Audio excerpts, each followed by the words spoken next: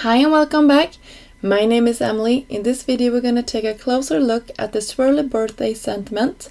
This is a part of Trinity Stamp's latest release called Sweet Summer. Here you can see this large birthday die that is perfect and will fit across a slimline panel really beautifully. And I cut it out of some gold glitter paper just so you can get an idea of how dainty this beautiful die is. And I will share a sneak of a project that I also created.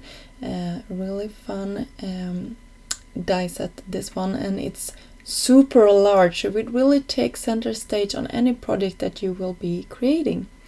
So you can see here I put some liquid glue on the back, and a tip if that you might also want to put adhesive there before you cut it, and that makes it even easier to work with.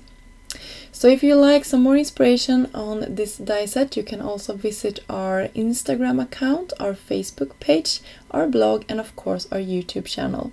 I will now leave you with some more inspiration from the design team. I really hope you enjoyed this video, and until next time I hope you have a great day. Bye!